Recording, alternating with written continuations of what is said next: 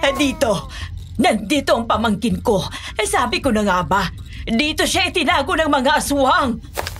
Ay, Diyos ko po. Nandito ng mga aswang. Kailangan ko munang magtago.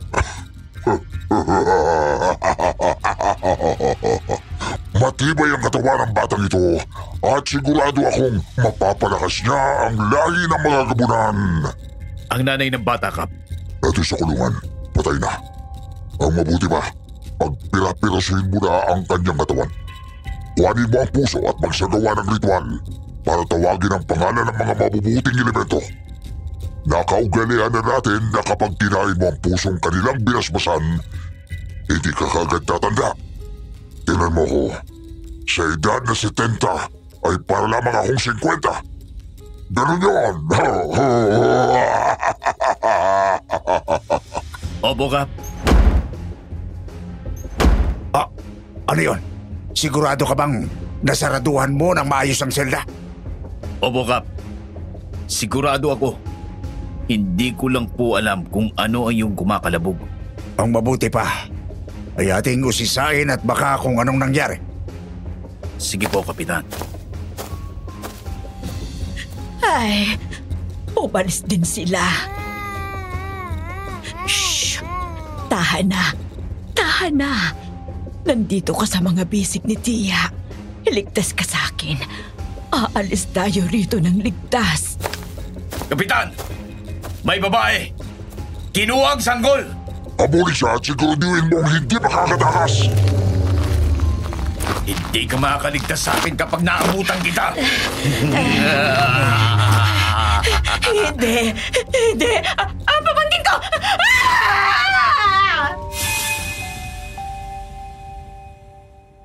Magandang araw po sa inyo, Miss Ligaya, at sa lahat ng tagapakinig. Itago niyo na lang po ako sa pangalang Nina. 47 years old na sa kasalukuyan pero ang kwentong ibabahagi ko ay naganap noong taong 2001 kung saan ako ay 23 years old pa lamang. Ito yung time na marami akong kalokohan. Inom dito, inom doon, party dito, party doon. And if you ask me, yes po, hindi na ako virgin and I have multiple boyfriend. Well, my mom is being like that na naman nung kabataan niya. Sa kanya siguro ako nagmana. Sa totoo nga lang, minor de edad lang siya nang ipinagbuntis niya ako. Ginagawa niya naman ang best niya para maayos ako. In-enroll niya ako sa Catholic school. Weekly kami nagsisimba at palagi siyang nasa bahay para asikasuhin ako. Pero hindi niya alam, nahuhuli ko ang mga kalokohan niya kasi yung parents ng best friend ko ay nagmamayari ng isang bar at palagi raw niyang nakikita doon si mom. Iba-ibang lalaki ang kahalikan. Dito na lang tumindi ang aking galit kasi hindi naman sila hiwalay ni Dad. Nasa ibang bansa lang siya at nagtatrabaho pero wala siyang kamalay-malay na niloloko na siya ng asawa niya. And sa totoo lang po, hindi ko siya tunay na ama pero sa lahat ng nakarelasyon ni Mom, siya lang ang itinuring na anak ako. Kaya itinuring ko rin siyang tunay kong ama. Sa liham kong to, Miss Ligaya, ay meron akong ipagtatapat sa inyong isang sikreto. Kami ng nanay ko ay nabuntis ng isang sanggol na ang ama ay aswang. Oo, tama kayo ng narinig. Totoo ang aswang. Hindi ito basta malikmata lang o gawa-gawa ng ilusyon. Marami sa kanila ang naninirahan sa lugar na maaaring hindi pa natin napupuntahan o kaya naman ang iba ay ating nakakasalamuha. Hindi lang natin namamalayan na aswang pala sila dahil kaya rin nilang mamuhay bilang tao. At iyon ang nakakatakot dahil minsan ay nililinlang lang nila tayo. Malalaman niyo sa aking kwento kung paano ang pag-akit ko sa isang lalaki ay nagdala sa amin ng nanay ko sa kamay ng mga aswang. Sinadya kong ibahin ang pangalan ng mga tao at lugar na sangkot sa aking kwento. Anumang pagkakapareho ay hindi sinasadya at nagkataon lamang. Uumpisahan ko ang kwento sa isang paulit-ulit na tagpo sa bahay naming mag-ina.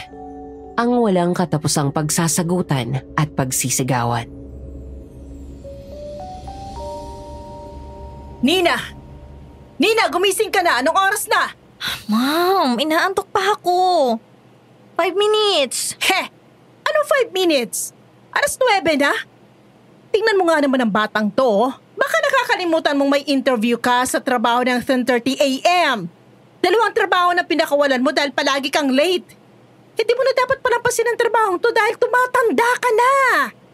Sige ka, kapag di ka pa bumangon dyan, ako mismong kakaladkad sa'yo palabas ng kwarto. Ma'am, ang OA naman. Babangon ako, okay?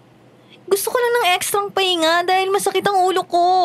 Paano hindi sasakit ang ulo mo uminom ka kagabi? Anong oras ka natapos? 2:00 ng madaling araw?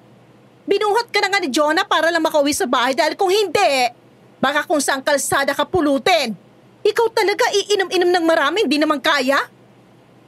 Kesa naman sa'yo kapag nalalasing kung saang-saang bahay ng lalaki pinupulot. At least ako, umuuwi pa ako ng bahay. Aba, excuse me nga. Ang pinag-uusapan natin ay yung issue mo. Hindi mo dapat bigla-bigla na lang isisingit ang tungkol sa nakaraan ko. Diyos, saka matagal na yon. Nagbago na ako, no? Ah, talaga ba, ma'am? Nagbago ka na? Siguraduhin mo lang, ha? Aba, ibang klase kanina, ha? Ginigising lang kita dahil malilate ka na sa interview, ang dami mo nang nasabi.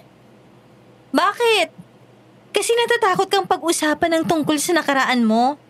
Kasi hanggang ngayon, hindi mo pa rin nababago. Tama ba ako, ma'am? Abot ang batang to.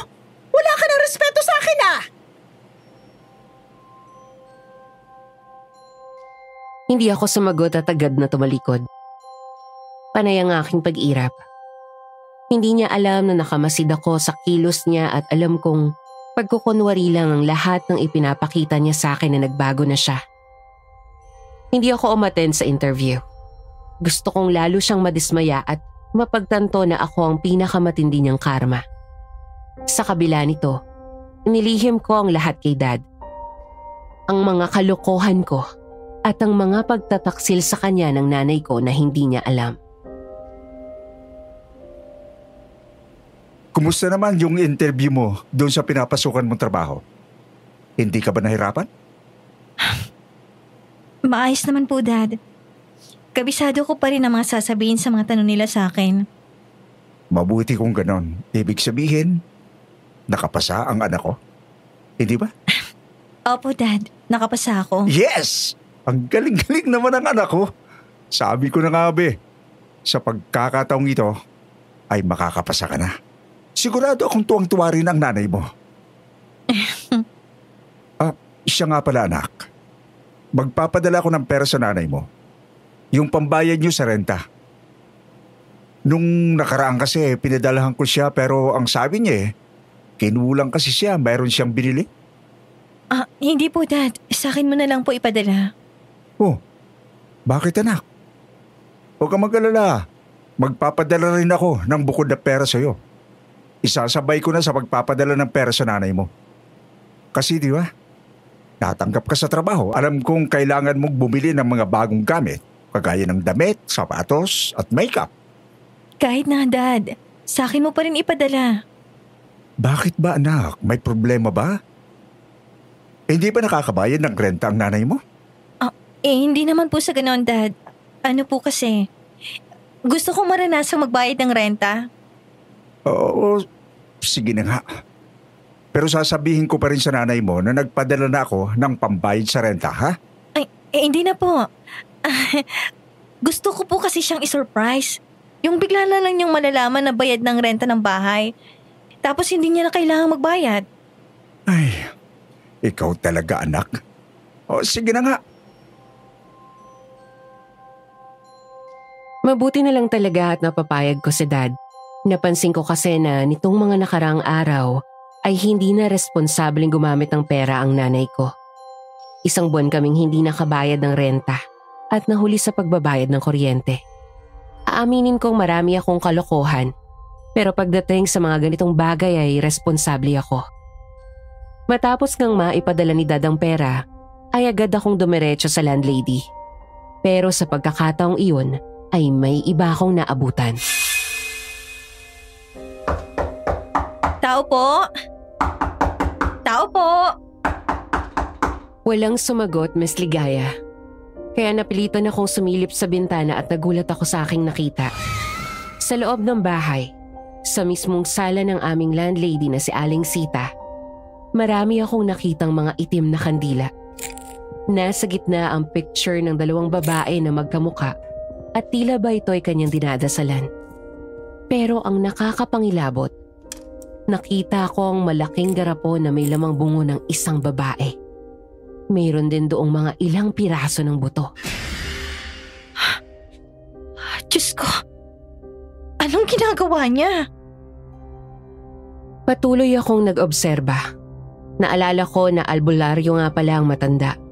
Si Aling Sita ay taimtim na nagdadasal ng mga salitang hindi ko maunawaan at habang ginagawa niya yun, biglang nanindig ang aking balahibo at tila lumakas ang hangin sa aking kinaroroonan. Mga ilang sandali lang ay nakita ko na may aninong itim na lumitaw sa likuran niya. Bukas nga pala ang third eye ko. Ang aninong ito ay yumayakap sa kanyang katawan at sa pagkakataong iyon, lalong lumakas ang kanyang pagdadasal. Hindi ko na kinayang nakikita kaya naman. Sino yun? Natigilan ng matanda sa kanyang ginagawa at napaharap sa aking kinaroroonan. Tila ba natuklaw ako ng ahas sa aking kinatatayuan kaya naman hindi ako makagalaw. Tumigil ang malakas na hangin at nawala ang anino. Si Aling Sita naman ay lumapit sa akin. Mabalasik ang mukha nito. Anong ginagawa mo rito ng ganitong oras? 5:00 na. Hindi po ba hanggang 6:00 ay pwede kayong puntahan sa bahay? Nagpatawag ako ng pulong nung isang araw.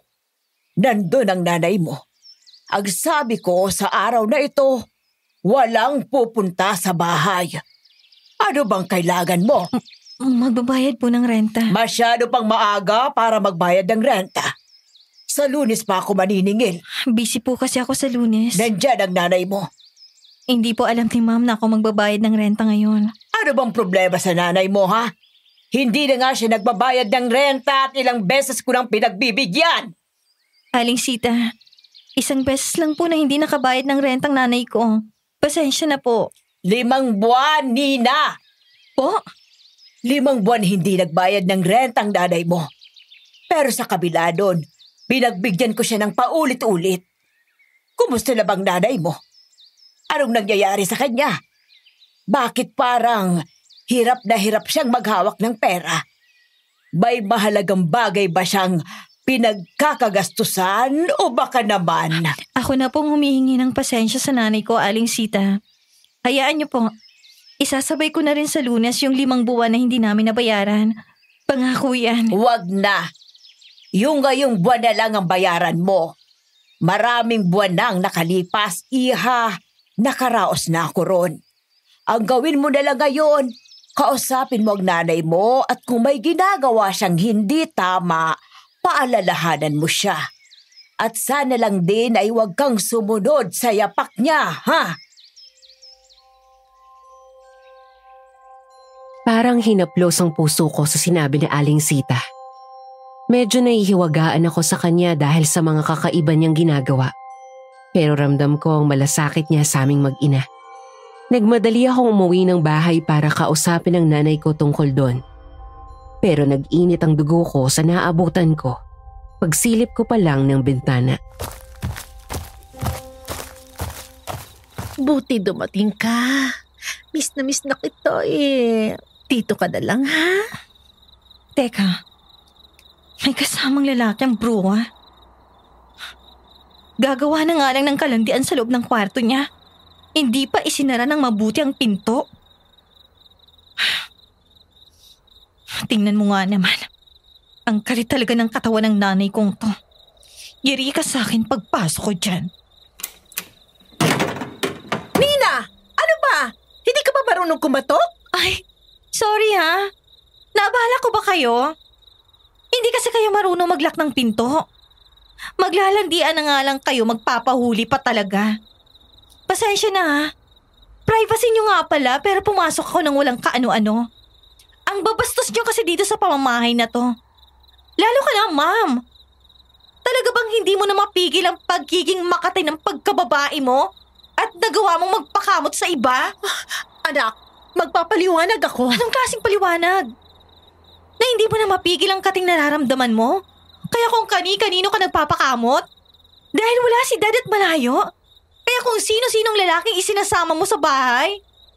Ano ba klaseng paliwanag ang gusto mong marinig ko, ha, Ma'am? Nina naman, pagbigyan mo na ako magsalita. Pakiusap. Hindi mo alam ang sitwasyon ko ngayon. Ano ang ipapaliwanag mo? Hanggang kailan ako magtitiis na pakinggan ang mga walang kwenta mong dahilan na hindi rin naman napagtakpan ng kalandian mo? Nina, tama na. Yan! Diyan ka magaling ang magpaawa. Pagkatapos ng lahat, gusto mo, ikaw pa rin ang lalabas na biktima. Anak, buntis ako at si Cardo ang ama. Ano? Anong kalokohan yan?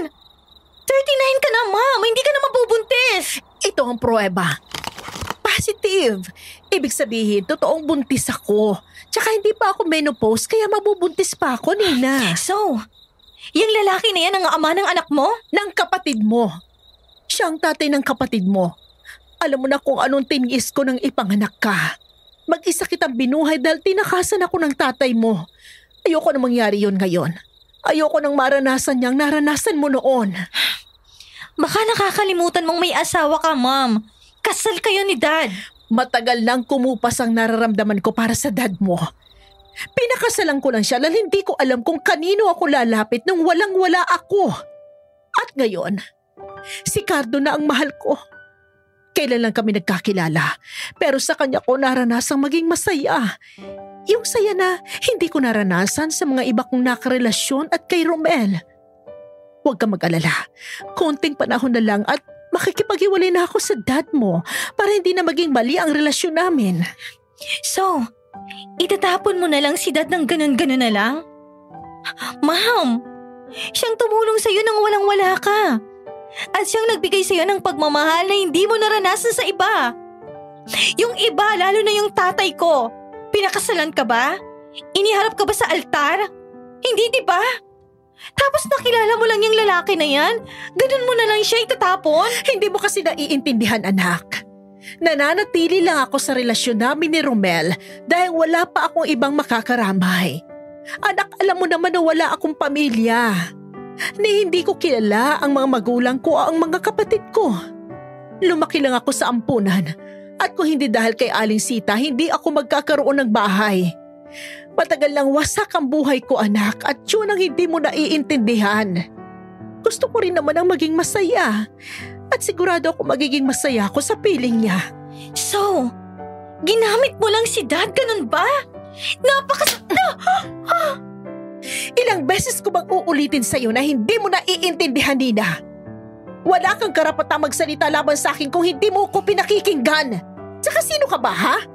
Ang taas-taas ng boses mo sa akin para hindi mo ako ina. Tandaan mo na nagpapakaina ako sa'yo kahit hindi ako perpekto. At kung magsasalita ka, siguraduhin mo na hindi mo ginagawa ang mga ginagawa ko. Kung ganon, mas mabuti pang hindi kita naging ina. Aalis na ako sa pamamahay na ito. Wala nang nagawa si Mom nang umalis ako sa bahay. Kinonta ko si Dad. Hindi ko siya tunay na ama pero nagbabaka sakali ako na kupkupin niya ako. Pero hindi ko na siya makontak. Marahil dahil sa ginawa ni Mom.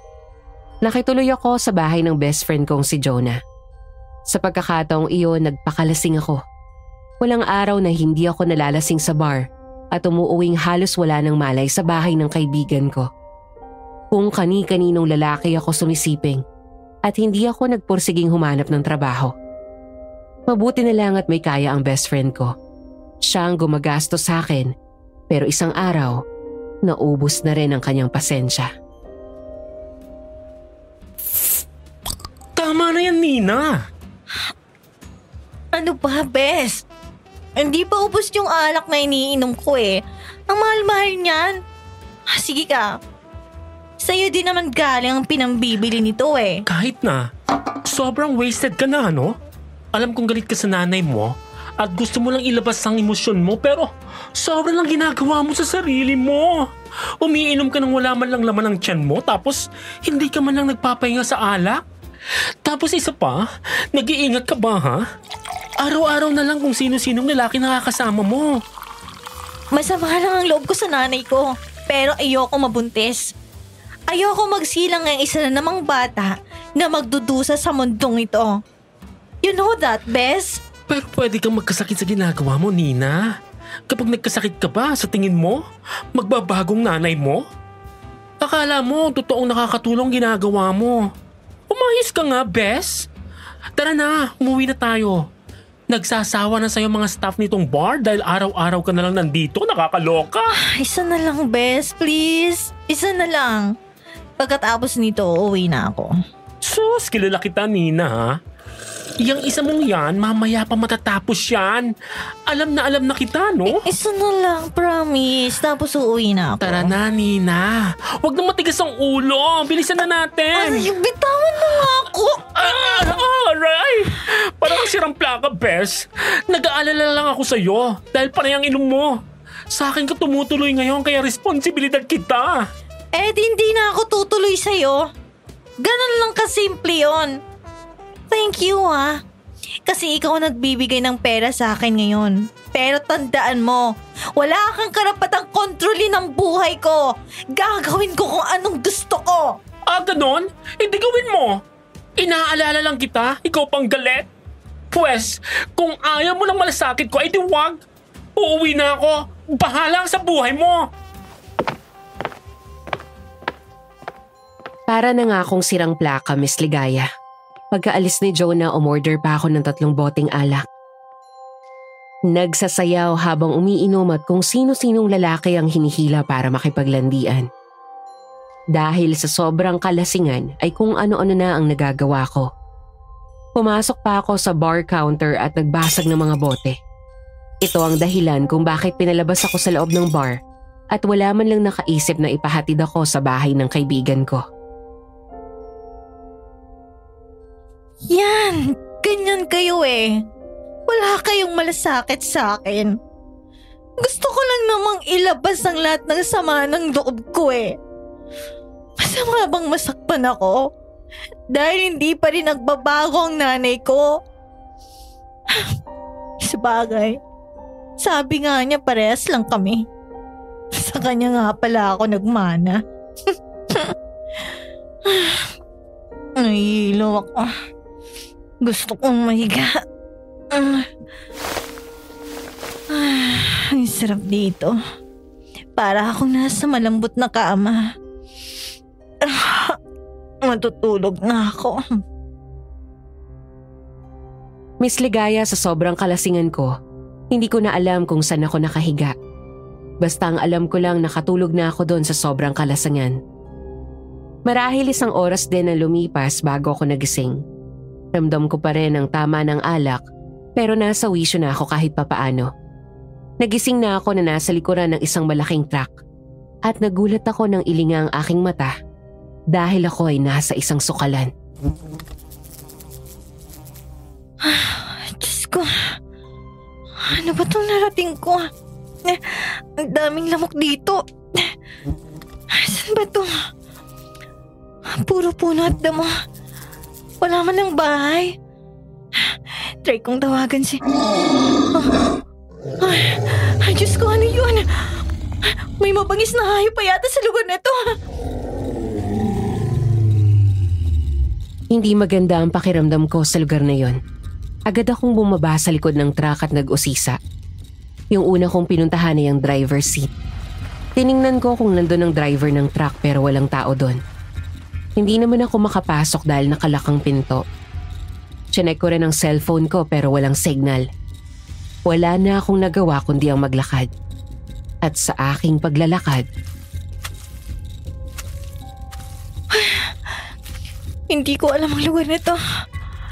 Hindi ko alam kung saan ako dadaan. Ang sakit-sakit mo ng ulo ko. Teka, may lalaki doon. Baka pwede ko siyang pagtanungan. Lalapitan ko siya. Kuya? Kuya, excuse me po. Kuya? Ay, suplado. Anong kailangan mo?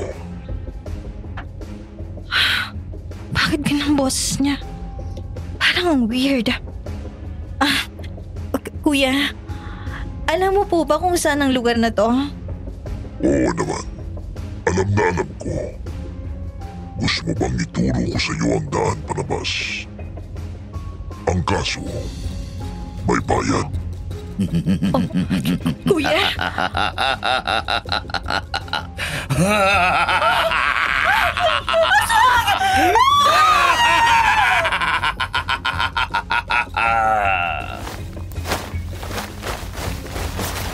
Ganun na lang naging reaksyon ko pagkakita sa itsura ng lalaki. Itim ang kulay ng kanyang balat, puti ang buhok, mahaba ang mga kuko. Nakaluwa ang mata at kakaiba ang hugis ng ilong at bibig. Halos hindi ako makagalaw sa sobrang takot. Sinubukan kong umatras pero nawalan ako ng balanse. Kaya naman hindi na ako makapalagpa ng tuluyan nang lumapit siya sa akin. Ang tagal kitang minatyagan, pero sa pagkakataong ito, ikaw na mismo ang lumapit sa akin. Binubuo ko pa ang plano ko kung paano ka makukuha. Pero nandito ka na ngayon at hindi ko na palalampasin pa ang pagkakataong ito. Anong gagawin mo sa akin? Paiinitin ko ang ating dahil.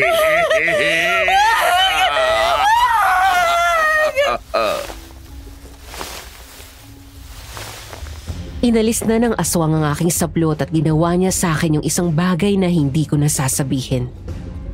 Sinubukan ko namang makawala sa kanya, pero malakas ang kanyang puwersa. Kahit anong lakas ko, hindi ako makaalis. Sobra pa rin ang pagkahilong aking nararamdaman at mga ilang sandali lang, nawalan na ako ng ulirat. Kinabukasan, nang magising ako ay wala na ako sa sukalang iyon. Nakahiga na ako sa kama ni Jonah.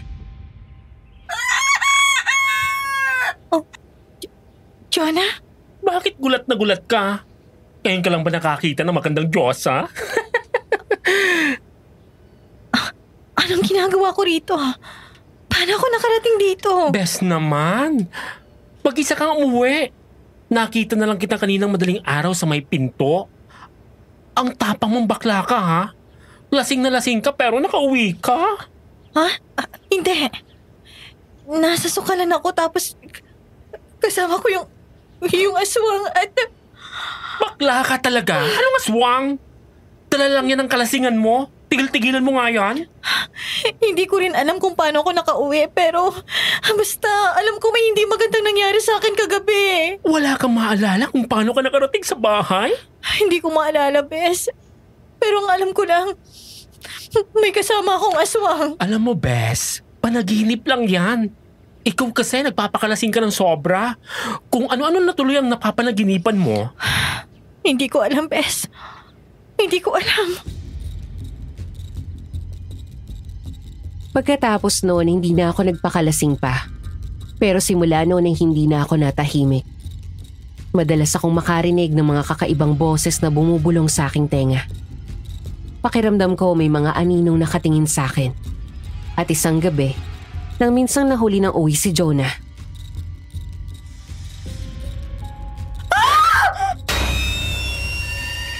Habang nakahiga ako ay nakita ko mula sa bintana ang figura ng isang nilalang. Kagaya ng nilalang na nakita ko noong gabing nalasing ako. Pulang-pula ang mga mata nito at nakatingin sa akin na may pagnanasa at sabik na sabik. Tumayo ako mula sa pagkakahiga pero parang may humahatak sa aking pa at hindi ako makatayo. Nanlamig na ako sa pawis. Halos mabingi na rin ang aking tenga dahil sa walang tigil na pag-angil ng nilalang. Diyos ko, huwag niyo ako pababayaan. Nagsimula ng kumilos ang aswang. Inuga nito ang panara ng bintana at nagbabalak ng pumasok. Lalo akong nangilabot. Natakot at pinagpawisan ako ng malamig. Palakas na rin ang palakas ang kanyang angil. Mas lumalalim. Mas nagiging nakakatakot. Diyos ko po. Diyos ko, tulungan niyo po ako. Pagkasambit ko noon ay narinig ko ang malakas na pagkatok sa pinto. Hindi ako tumayo para pagbuksan yon dahil natakot ako na baka kung ano pa ang makita ko. Pero sa awa ng Diyos, si Jonah ang pumasok. Nawala na rin ang nilalang sa may bintana. Bes, ano ba? Bakit ka sumisigaw? Kakauwi ko lang. May aswang sa bintana. Siya yung aswang na nakita ko nung gabing nalasing ako. Wala naman Matulog ka na kasi. Anong oras no?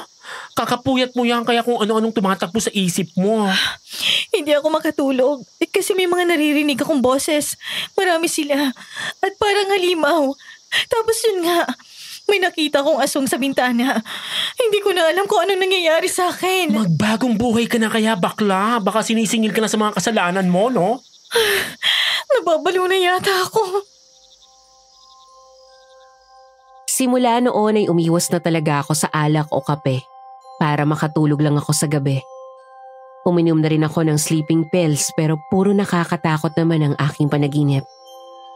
Kahit ganoon nagpatuloy pa rin ang mga nakakatakot kong karanasan. Hanggang sa inaya na ako ng kaibigan ko na magpatingin sa psychiatrist. Hindi na kasi pangkaraniwan ang nararanasan ko. Oh, anong sabi ng psychiatrist? Hallucination daw. Dahil daw sa sobrang stress at gulo ng utak. Lumilika na daw ang utak ko ng mga hindi totoong bagay. Pero pakiramdam ko, totoo ang mga nangyayari sa akin. Bes, seryoso yung pinagdadaanan mo ha? Pakiramdam mo ay totoo kasi yung mga iniisip mo ay kumokontrol sa'yo. Hindi. Sigurado ako na totoo ang lahat ng yon. Pinagsamantalan ako ng isang aswang at palagi siyang nagpapakita sa akin. Kaya rin siguro may mga nakikita akong anino dahil binabantayan niya ako. Siya rin siguro ang dahilan kung bakit may mga naririnig ako mga kakaibang boses. Ay nako, Bes. May iniresetang gamot sa'yo, di ba? Ang mabuti pa, inumin mo ang mga gamot na yan para matigil ng paglikha ng utak mo ng mga kung ano-anong senaryo, di ba? Siguro. Ay, may tao. Teka lang, Bes ha.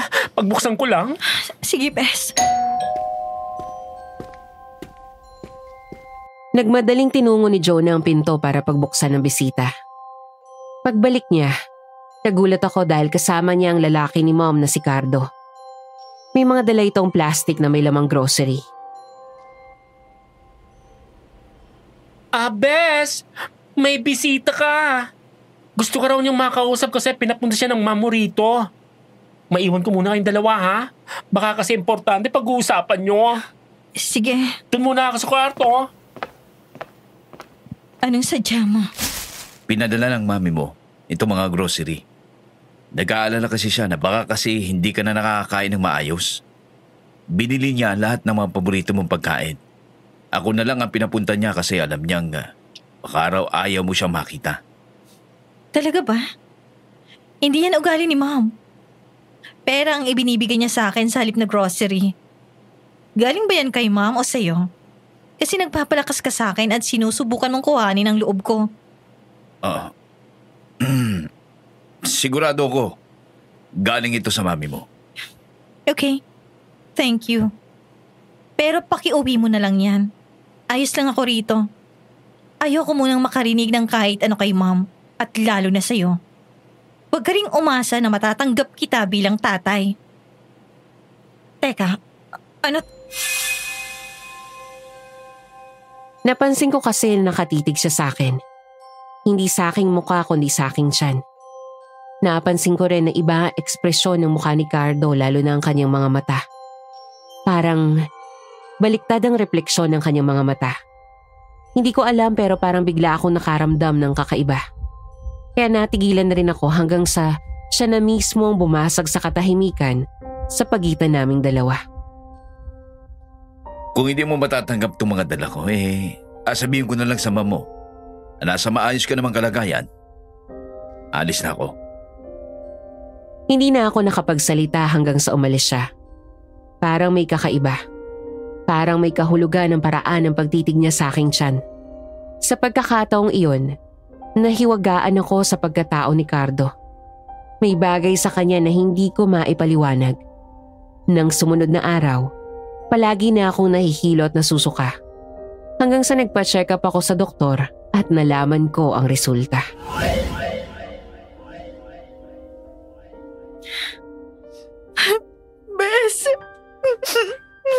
Bes? Bakit ka umiiyak? Ay, teka. Ano yung hawak mo? Positive. Buntis ako. Ano? Sinong ama ng bata? Alam niya na ba yan? Hindi ko kilalang ama ng pinagbubuntis ko. Ano ba yan, Bes? Mahirap yan.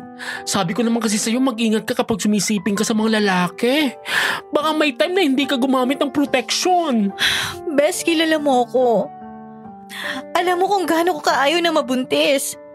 Nagkaregla pa ako pagkatapos ng huli kong siping sa isang lalaki na yung nakilala ko sa bar. Pero ito, Bes, baka hindi hallucination yung aswang na nakita ko nung lasing ako. Baka totoo yun. At totoong kinahasa niya ako. Ibig sabihin, anak ng aswang tong nasa sinapupunan ko. Bes. Bes, hindi ko alam ang gagawin ko. Hindi kaya magiging delikadong buhay ko nito? Bes, hindi totoo ang aswang. For sure. Hindi mo lang natandaan pero may nakasiping kang lalaki na nakalimutan yung gumamit ng protection. Hindi ko alam, Bes. Hindi ko alam.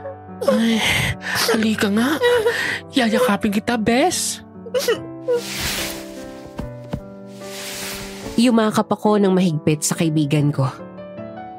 Para akong mababaliw ng mga oras na yun. Hindi ko alam ang gagawin. Isang bagay lang ang pumasok sa isip ko. At ginawa ko yon isang umaga.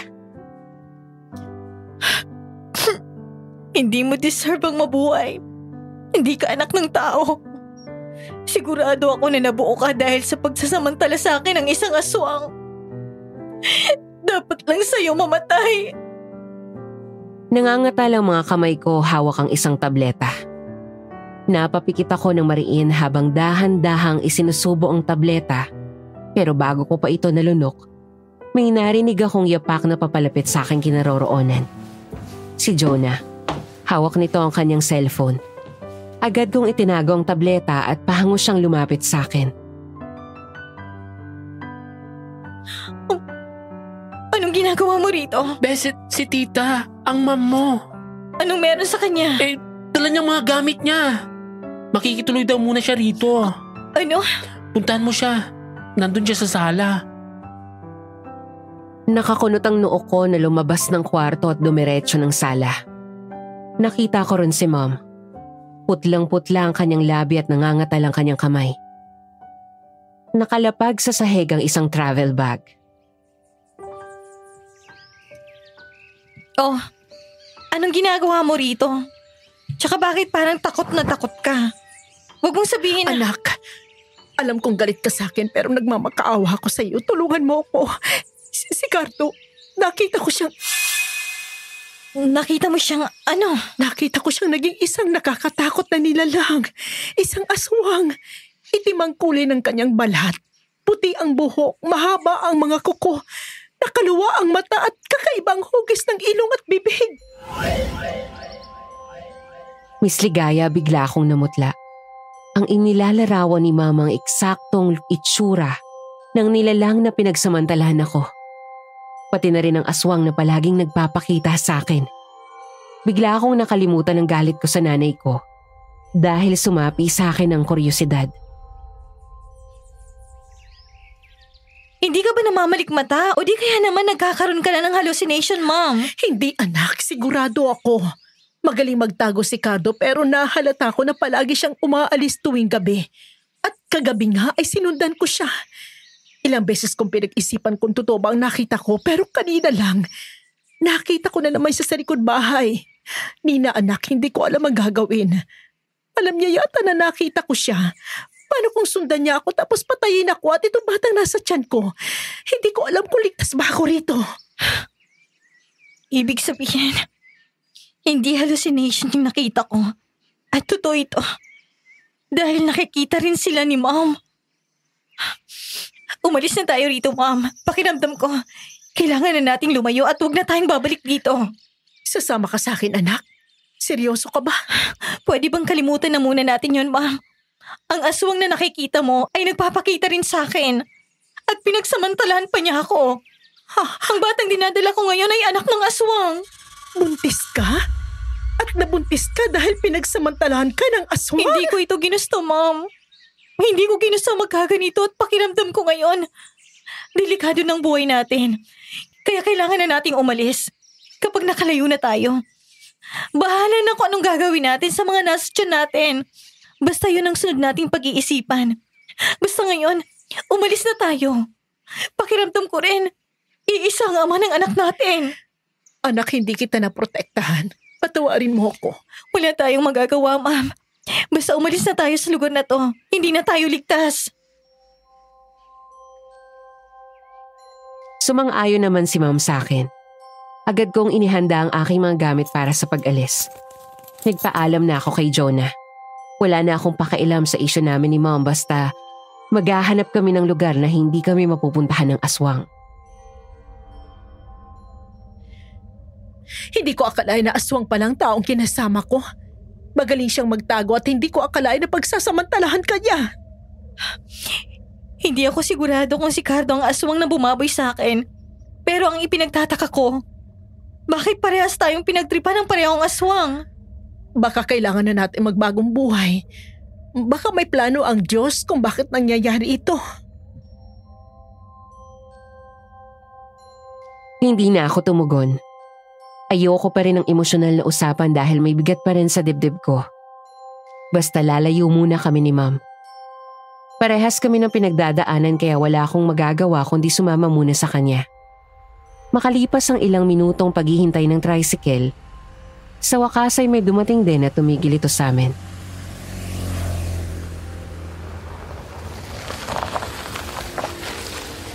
Yan na anak. Sumakay na agad tayo para mabilis tayo makarating. Saan ba tayo pupunta, Ma'am? May kilala ako sa Maynila, anak. Doon muna tayo pansamantala. Sigurado akong hindi tayo mahahanap ng aswang doon. Ikaw nang bahala, Ma'am. Basta gusto ko lang makaalis sa lugar na to. Oo naman, anak. Manong, pahatid na lang sa terminal. Salamat. Hindi nagsalita ang lalaki. Napansin ko rin na ayaw nitong tumingin sa amin. Ang weird pero ayoko namang maghinala. Pero mukhang tama ang pagdududa ko nang idaan kami nito sa liblib na kalsada. Teka, Ma'am, may daan ba talaga dito papunta sa kabisera? Bakit dito tayo dumaan? Oo nga eh. Ang alam ko kapag sa terminal lang punta, sa highway dumadaan, hindi sa makitid na kalsadang ito. Ayun din ang alam ko. Kasi sa kabisera pa yun eh. Manong, mukhang ibang daan tong dinadaanan natin ah. May daan ba talaga rito papunta sa kabisera? Kasi baka mamaya naliligaw pala tayo. Manong! Manong! Kinakabahan na ako. Hindi pa rin nagsasalita ang lalaki. Padilim na ng padilim ang aming dinadaanan. Pasukal na ng pasukal. Nanlalamig na ang aking pawis at natatakot na rin si Mom. Anak, hindi na tama ito. Mukhang may saltik yata itong nasakyan natin. Manong? Manong, ibaba mo na kami! Manong! Nina, mas lalo niya binibilisan ng pagpapaandar. Hindi na talaga tama ito. Anak, ihanda mo ang sarili mo. Tatalon tayo. Huwag mo nang isipin ang bata sa tiyan natin. Hindi natin sila dapat buhayin dahil anak sila ng aswang. Mom, si Manong. Ano mayroon kay Manong?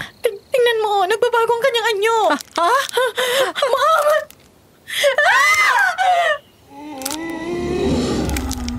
Ang driver ng tricycle ay unti-unting naging aswang. Lalo na itong binilisan ng pagpapaandar at sabay kaming nawala ng ulirat ni Mom. Marahil sa sobrang takot at tensyon, nagising na lang kami sa hindi pangkaraniwang lugar. Madilim at ang bumungad sa amin ay ang walang iba, kundi si Cardo. Gising na pala kayo. Cardo? Oo, huwag kayong matakot sa akin. Nandito ako para alagaan kayo. Ano? Bakit hindi kami matatakot sa iyo, aswang ka? Hindi ka namin mapagkakatiwalaan. Ipinagluto ko kayo ng sopas. Kainin ninyo yan para lumakas kayo. Umalis na si Cardo pagkaturo ng 2 mangkok ng sopas sa amin. Hindi naman namin yun kinain dahil natatakot kami sa kalagayan namin. May sirang bintana sa dulong bahagi at natatakpan lang ito ng plywood. Sinira namin yun at naisipan naming doon dumaan palabas ng silid. Pero bago yun, kinandaduhan muna namin ang pinto bukod sa kandadong nasa labas para hindi basta makapasok si Cardo. Ma'am, hindi kaya tayo mahuli? Sigurado akong hindi lang si Cardo ang narito. May inala ako na marami sila. At isa na nga sa kanilang driver na nasakyan natin kanina. Lakasan mo lang ang loob, anak. Kailangan natin tumakas hanggat maaga pa. Sigurado akong dito na magsisimula ang katapusan natin. Hindi pa pwede mangyari yun. Sumang-ayon ako sa sinabi ni Mom. Kaya naman binilisan na namin ang pag-akyat sa bintana para makalabas. Umuna si Mom at sumunod naman ako sa kanya. Inilahad niya ang kamay niya sa akin para kapitan ko. Sa ganoong paraan ay mabilis akong makakababa. Gayunpaman, iaangat ko pa lang ang paa ko ay narinig na namin ang mga yapak papalapit sa silid na kinaroroonan namin. Kaya nagtinginan kaming dalawa. Alam naming si Cardo yon. Anak, bilisan mo. Baka malapit na si Cardo dito. Baka mahuli niya tayo. Ma'am, hindi ako makabilis. Yung damit ko nasabit sa pako. Tapos nahihirapan akong umakyat. Ay, Diyos ko, ano ba yan? Nina! Carmina! Pagbuksan niyo ako ng pinto! Nina, nasa may pinto na si Cardo. Bilisan mo na. Eto na, ma'am. Nina! Carmina! Ano ba? Hindi pa naman kayo natutulog, di ba? Bakit inyo sinara ang pintuan? Pagkabilang ko ng 3, sisirain ko ang pintuan na ito. 1! Nina, bilisan mo na. Eto na, ma'am. 2! Nina! 3! Okay na, ma'am. Nina! Tumakbo kami nang hindi na lumilingon sa likod kasi alam namin na nahuli na ni Cardo ang aming pagtakas. Nakarating kami sa isang malaking punong kahoy sa di kalayuan na kung saan ay may mga nagkakatipong mga kakaibang nilalang. Tumigil kami sa likod ng punong akasya. May apoy sa gitna nila at nakapaligid ang mga ito na tila ba nagsasagawa ng isang ritual. At alam niyo ba, Miss Ligaya, nakakapangilabot ang aming nasaksihan. Anak, totoo ba yung nakikita ko? Isang babaeng walang buhay yung nasa gitna ng mesa. Yun din ang nakikita ko, ma'am. Isang babae at parang pupugutan siya ng ulo. Oh my God! Oo, Miss Ligaya. Pinugutan ng ulo yung babae. Pagkatapos ay parang manok itong pinagtulungan para sa huri ng dugo. Nagkagulo ang mga nilalang, lalo na nang hinati nila sa gitna ang katawan nito at ang kalahati kanilang tinadtad na parang karne sa handaan. At ang mas lalong nagpanginig sa kalamnan ko. Nang pagmasdan kong mabuti ang mga nilalang, dun ko napagtanto na nakita ko na pala sila noon. Ang mga nilalang na yan, nakita ko na sila. Kalahi sila ni Cardo, anak.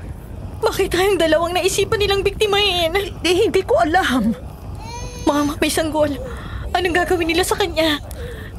Bakit siya itinataas sa gitna ng apoy at tila nire-ritualan nila? May mga nagsasayawan pa sa harap ng sanggol. Hindi na magandang hinala ko, anak. Paano kung kaya pala tayo dinala dito ay dahil tayong isusunod nila? Diyos ko! Kaya umalis na tayo, Nina, hanggat maaga. Ayoko pang mamatay. Gusto ko pang mabuhay, anak. Huwag kang mag-alala, ma'am. Aalis tayo rito ng ligtas. Sa pagkakataong iyon ay muling nabuhay ang malasakit ko sa aking ina na matagal ko nang kinamumuhian. Habang magkahawak ang aming kamay, ay tumayo kami mula sa pagkakaupo at sabay na tumakbo, palayo. Pero hindi pa man kami nakakalabas sa lugar na yon. Anak, may sumusunod sa atin. Talasan mo mabuti ang pakiramdam mo. Subukan kaya nating iligaw.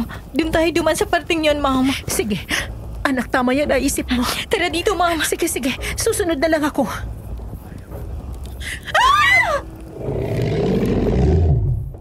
Buong akala talaga namin, Miss Ligaya, makakatakas na kami ni Mom. Pero nang umiba kami ng daan, ay sumalubong agad sa amin ang nilalang. Hindi na kami nakatakbo. At nang lapitan niya kami, ay sabay na nagdilim ang aming ulirat. Nagising na lang kami sa isang madilim at saradong lugar. Nakagapos ng mahigpit ang aming katawan. At sa malapit sa amin, ay nakaupo si Cardo habang nakatalikod. Mom, nasan tayo? Hindi ito yung silid na kinaroroonan natin kanina. Hindi ko rin alam, anak. Mom, natatakot ako. Huwag ka matakot. Nandito ako. Sa pagkakataong iyon, parang nawala ang mga galit sa loob ng puso ko. Dahil naramdaman ko na tanging si Mom lang ang aking makakaramay. Gusto naming yakapin ang isa't isa, pero hindi namin magawa dahil sa aming pagkakagapos. Umarap naman sa amin si Cardo at tumingin ito ng tila may gustong sabihin. Siguro, oras na para malaman niyo ang totoo. Anong totoo, Cardo? Ako rin ang ama ng pinagbubuntis ni Nina. Ibig sabihin, pareho ko kayong binuntis. Walang iya ka! Ikaw ang aswang na bumaboy sa akin! Hindi naman sana sa ganong paraan ang balak kong gawin. Pero gaya ng sinabi ko, hindi ko palalampasin ang pagkakataon na ikaw na mismo ang lumapit sa akin. Kaya mo ba kami binuntis dahil may plano kang gawin sa amin? Nakita niyo naman, hindi ba? Niyaan ko kayong makita kung ano ang mangyayari sa inyo. Ang kalahating tao at gabunan ay pinaniniwalaan ng aming angkan na mas malakas kesa pangkaraniwang gabunan. Sila ang magtataguyod ng aming lahi. At anong gagawin niyo sa katawan namin kapag nakapanganak na kami? Ang iyong katawan ay pagsasalo-saluhan namin. At ang iyong kaluluwa ay iaalay sa Diyos na aming sinasamba. Cardo, may ipapakiusap ako sa iyo. Ano yon? Ako na lang ang kunin mo, wag na si Nina. Bata pang anak ko at marami pang mangyayari sa kanya. Hindi ako naging mabuting ina pero mataas ang pangarap ko para sa anak ko. Gusto ko pa siyang magbago at maiba ang buhay sa akin. Mom! Alam kong totoo, anak, at hindi mo ako maluloko. Alam kong iba ka sa akin. May pangarap ka pero dahil sa mga ginagawa ko, pinabayaan mong sarili mo. Isa lang mahihiling ko sa iyo, anak. Kapag nakalabas ka rito, maghanap ka ng trabaho. Mahalin mo ang iyong sarili at huwag ka nang tumulad sa akin na patapon ng buhay. Hindi lang ako ang dapat magbagong buhay dito, Mom, kundi ikaw rin. Parehas tayong hindi pa handang mamatay. Kaya umisip tayo ng paraan para makatakas. Hindi tayo patatalo sa mga aswang na narito. Paano kung sabihin ko sa inyo na kahit ilang beses kayong tumakas, ay hahanapin pa rin namin kayo? Nakatala na ang mga pangalan ninyo sa aming listahan. Ibig sabihin, ang sino mang babae na nasa lina na ng aming binhi ay aming alipin. Kung hindi man namin kayo mahanap, ang anak ninyo ang hahanap sa amin dahil hindi nila mapipigilan ang likas na pagiging isang gabunan. Walang hiya ka! Bakit kami sa lahat ng mga babae? At bakit dinamay mo pang anak ko? Dahil isang lahi lang ng babae ang tinitignan namin. At nagmula kayo sa lahi na yon. Dahil ang inyong mga ninuno ay malalakas na tao. Pinaniniwalaan ng aming lahi na ang mga kagaya ninyo ay makakabuo ng isang makapangyarihan at malakas na gabunan. Pero Cardo, alam ko may pinagsamahan tayo. Naramdaman ko rin ang pagmamahal mo kahit papano. Ibig sabihin, minahal mo rin ako. Kunin mo na lang ang bata sa tiyan namin at palayain mo na kami. Ako ang magbabayad kapag gano'n na nangyari. Parurusahan ako ng aming pinuno. Ako at ang pamilya ko ang kanilang papatayin. Pare-parehas ng tayong nasa hukay ang mga paa. At itong pagiging aswang, ginusto ko ba? Hindi ko ginustong pumatay. Pero iyon ang aming likas. Magkaibang mundo ang tao at ang aswang. At ang tao ay kasangkapan lang namin. Kung hindi pagkain, pampalakas ng lahi namin. Wala na ba talagang ibang paraan? Wala na. Ihanda nyo na lang ang inyong mga sarili. Sumusunod lang ako sa nakagawa namin. Hindi ko maunawaan ang sinabing iyon ni Cardo. Dahil totoo nga na sadyang magkaiba ang aming mundo. Basta ang alam ko lang, mamamatay kami. Ilang buwan kaming nagtiis sa silid na yon. Walang paraan para makaalis. Inalagaan naman kami ng mabuti dahil gusto nilang magsilang kami ng malusog na sanggol. Mom, tanggap mo na ba? Na ano anak? Nandito na tayo mamamatay. Kung may paraan para tumakas, tatakas na tayo. Pero kahit anong gawin natin, nandito pa rin tayo. Baka dito na tayo mamamatay at wala tayong magagawa kung talagang oras na natin, anak. Mom. Oh, ano yun, anak? I'm sorry po sa lahat. Sa mga masasakit na salitang nasabi ko sa iyo. Sa lahat-lahat. Mom, wala akong ibang ginawa kundi ang mga bagay na makakapag-disappoint sa iyo. Iniisip ko kasi na ako ang pinakamalaki mong karma, kaya ako ginagawa yon. Hindi ko na inisip na masasaktan ka sa mga sinasabi ko sa iyo. Humihingi din ako ng sorry sa iyo, anak. Kasi ang dami kong pagkukulang at hindi ko magawang ayusin ang sarili ko. Lumaki kasi akong kulang sa pagmamahal. Hindi ko nakilala kung sino ang nanay at tatay ko. Natagpuan ko na lang ang sarili ko sa bahay ampunan. Kung saan-saan nga ako nakikitira. At kung hindi dahil kay Aling Sita, hindi ako magkakaroon ng sariling bahay. Kahit pa nagbabayad ako ng renta, at least pumapayag siya na hindi ako makabayad minsan. Tapos hindi niya na pinababayaran sa akin. Lumaki akong patapon ng buhay. At kahit sinong taong makilala ko, kahit anong pagmamahalang matanggap ko, may kulang pa rin sa puso ko. Mom, alam kong hindi na tayo magtatagal. Pero pwede ba kitang yakapin? Oo naman, anak. Pwedeng-pwede. Halika, imakap ka sa akin. Sa pagkakataong iyon ay niyakap ko si Mom. Iyon din ang unang beses na nakita ko siyang maging mahina dahil sa mga pinagdadaanan niya. Simula noon, mas naging maganda na ang relasyon naming mag-ina. Parang impyerno ang buhay namin sa loob ng silid na yon. Pero sa nalalabing panahon na mayroon kami, sinikap naming maging masaya. Tumagal kami doon ng 9 na buwan. Hanggang sa makapanganak kami.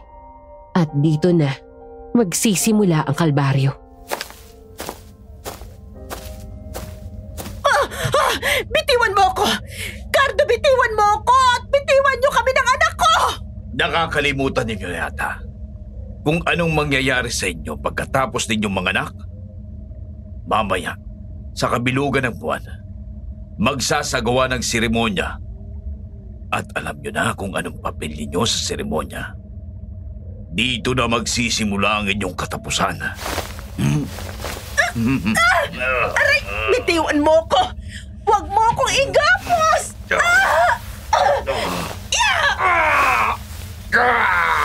Carmina! Anak, pumalag ka rin sa nangahawak sa'yo. Tatakas tayo rito! Tanggapin na lang natin ang kapalaran natin, Mom. Anak, hindi pwede. Dapat mabuhay tayo. Lalo ka na. Aayusin pa natin ang buhay natin. Magsisimula tayo muli.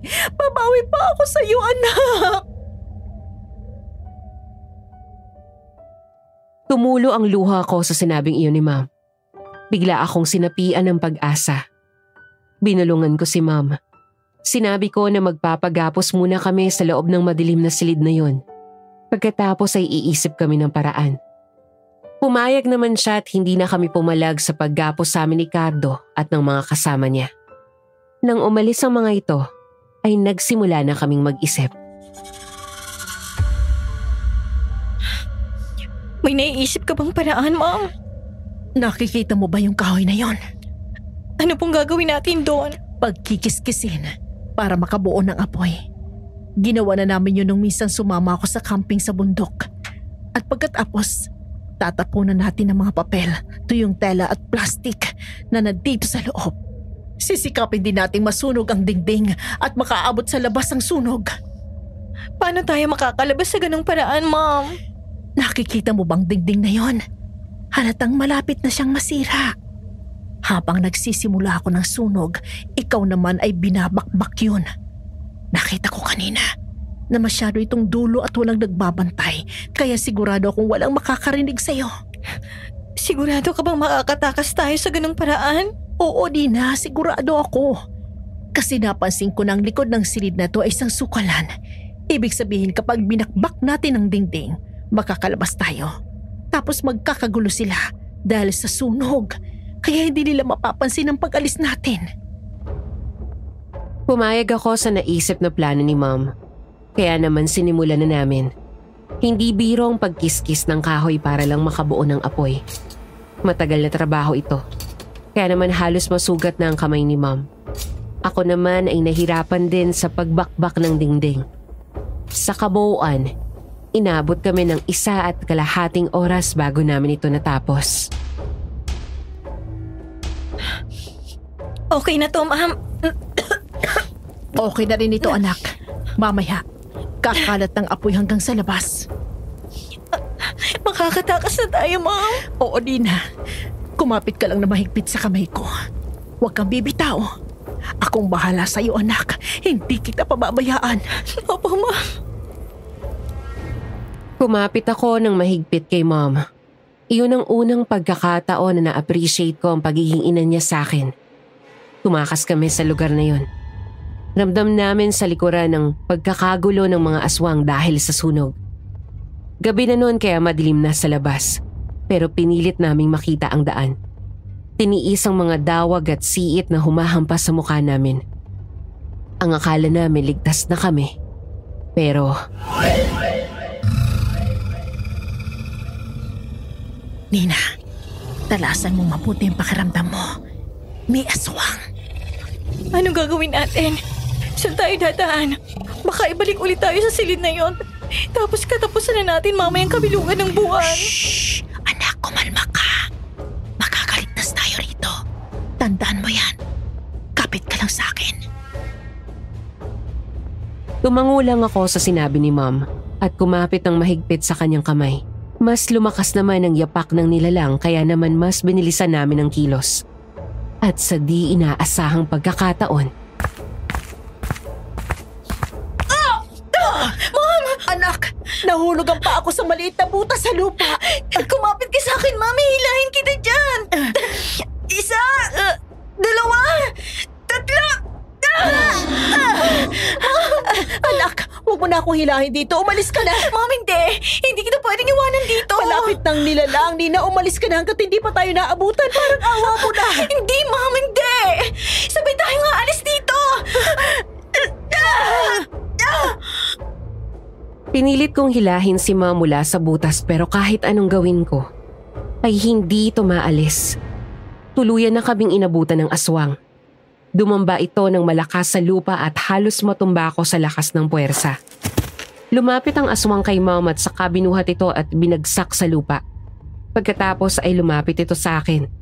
Sinakal ang aking leeg at inihagis ako sa damuhan.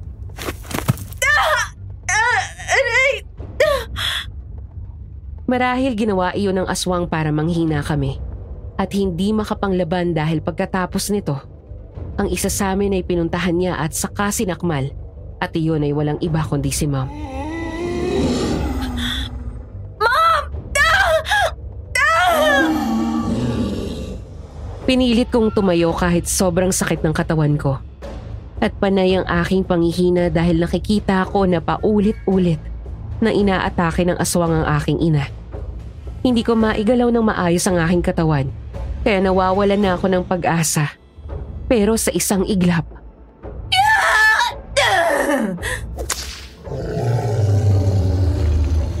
ganun na lang ang pagkakagulat ko nang makitang dumating si Aling Sita. Paulit-ulit itong hinampas ng buntot pagi ang aswang. At pagkalaoy may kinuha itong pulbo sa maliit na bag na nakasabit sa kanyang katawan. Kulay ginto. Marahil ito ay mga dinurog na insenso. Napahiyaw ang aswang sa sakit at halos hindi na ito makagalaw. Oo nga pala. albularyong matanda. Tinulungan nitong makabangon si Mom at sunod akong pinuntahan. Iha, sa tingin ko ay marami pang aswang ang nag-aabang sa inyo. Umalis na tayo habang nanghihina pa ang mga aswang na ito. Opo.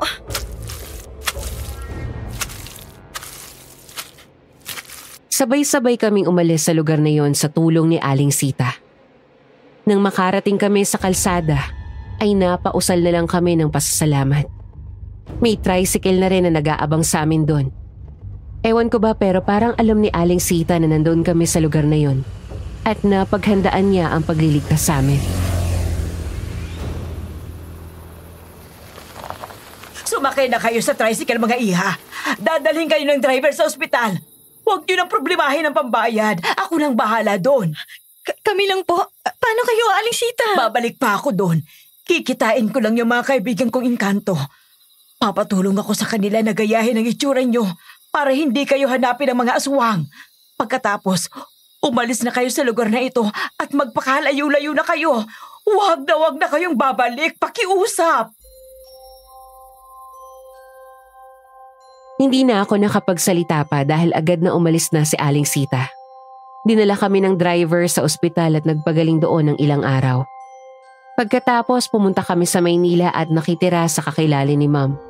At doon nagsimula ang bagong buhay. Malayo sa mga aswang. Tuluyan nang naging maayos ang relasyon naming mag-ina. At naging maayos na rin ang aming buhay.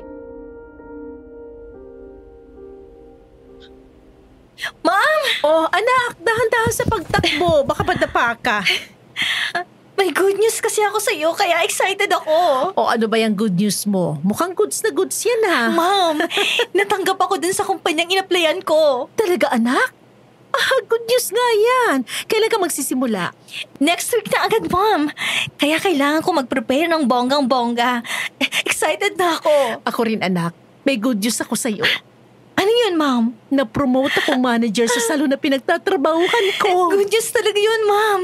Lalaki ng sahod mo at makakapagpaganda ka ba ng bonggang-bongga? Ano, Ma'am? Anong gusto mo? Tequila or hard drink? We deserve a chill night kasi parehas tayong sinuwerte ngayong araw. No, anak. Pupunta tayo sa simbahan para magpasalamat sa lahat ng blessing ng Panginoon sa atin. Oo nga pala. Let's G, Ma'am! O diba, talagang bagong buhay na kami ni Mom. Ibang-iba na sa dati. Hindi na rin maririnig sa amin ang sigawan o kaya ay sisihan. Hindi na rin namin malilimutan ang pagliligtas sa amin ni Aling Sita. Siya ang dahilan kung bakit nagkaroon kami ng pangalawang pagkakataon para makapagsimulang muli. Kaya nagdesisyon kaming bumisita sa kanya makalipas ang ilang taon. Bakit pa kayo pumarito? Hindi ba sabi ko, huwag na kayong babalik. Delikado na ang buhay ninyo dito. Baka nakakalimutan nyo. Aling Sita, utang na loob namin ang buhay namin sa'yo. Tapos di man lang namin kayo napasalamatan. Hindi rin naman kami magtatagal dito. Gusto ko lang namin mabisita. Nako, huwag nyo nang isipin yon. Mas mahalaga ang buhay ninyo. Alam kong maayos na ang buhay ninyo sa kung saan kayo pumunta. Huwag nyo nang hayaan na mahanap pa kayo ng mga aswang. Aling Sita, bakit niyo po kami niligtas? Hindi niyo naman po kami kaano-ano. Sa totoo nga lang marami kaming utang sa'yo na di pa nabayaran. Yung mga renta na hindi niya sinisingil. Tapos kayo rin ang tumitingin sa amin kapag minamalas kami o nagkakasakit. Para ko na nga po kayong lola. Nawala lang sa isip namin na isa nga pala kayong albularya. Sana pala bago kami umalis noon naalala ka naming puntahan. Hindi sana kami madadala ng mga aswak sa lugar nila.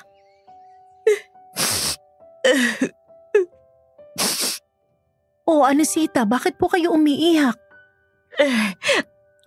Pamangkin kita, Carmina, at apo ko si Nina.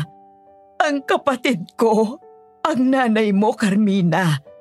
Nabiktima rin siya ng mga aswang at sa awa ng Diyos, nailigtas kita noong sanggol ka, kaya buhay ka pa rin hanggang ngayon. Ibig sabihin, ang ama ko po ay isang aswang? Hindi siya aswang. Ang nanay mo ay may kakambal, pero sa kasamaang palad, Bigla na lang siyang nawala at hindi na namin siya nakita. Buntis din ang nanay mo noong mga panahong yun at napagkamala ng aswang na siya ang kakambal niya. Ang tatay mo'y namatay. 4 na buwan ka pa lang nang ipinagbubuntis. Kaya po pala, alam mo na ang mga mangyayari sa amin? Oo, ganun na nga. At pinilit kong mailigtas ang buhay ni Carmina nung sanggol pa lang siya. Kaya hindi ako papayag na siya ang sunod na biktimahin ng aswang. Nung nawala na ako ng balita sa inyo, alam ko nang may mali. Gusto kitang pigilang sumama sa kardo na yun, pero baka naman isipin mo nang hihimasok ako. Binantayan na lang kita, kaso wala akong kaalam-alam na kainina ka pala noon dumiretso. Nahiya po kasi ako magpakita sa inyo. Sa dami ng aking utang kaya hindi po ako sa inyo dumiretso. Patawarin mo lang ako, pamangkin ko. Kung hindi ka agad ako nagpaalam sa iyo at iniwan kita sa ampunan. Natakot lang kasi ako na makita ka ng maswang kapag nasa akin ka. Nang dahil sa ginawa ko, naging patapon na ang buhay mo.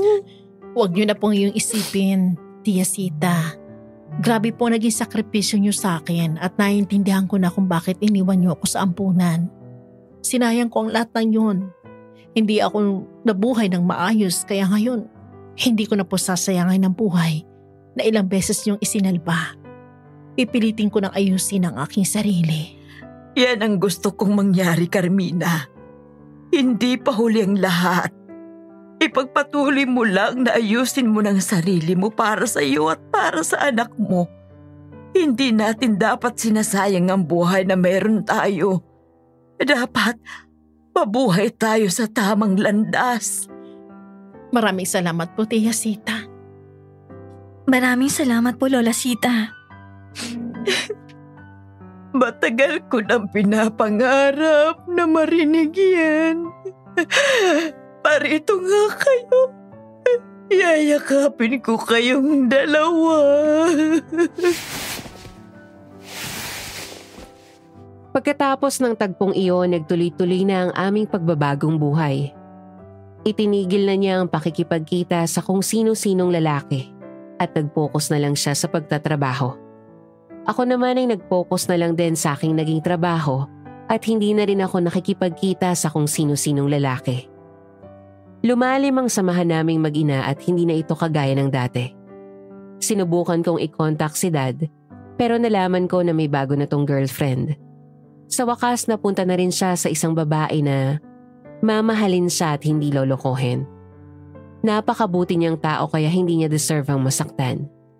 Habang buhay ko na lang ipagpapasalamat ang pagganap niya bilang aking ama kahit hindi ko siya kadugo. Nakipag-anal na rin siya kay Mom kaya tuluyan ng natuldukan ang kanilang pagsasama. Kami naman ay nabuhay ng maayos at hindi na kami kailanman natagpuan ng mga aswang. Sa ngayon po ay may sarili na rin akong pamilya at mayroon ding maliit na negosyo ang Mom na kapapanaw lamang nung nakaraang taon dahil sa sakit niyang breast cancer. Bago siya pumanaw natupad niyang lahat ng pangarap niya at naayos na rin niya ng tuluyan ang kanyang sarili. Ito marahil ang dahilan kung bakit nanumbalik sa akin ang mga alaalang ito na naisipan kong iliham sa inyong channel. Gusto ko ring sariwain ang lahat.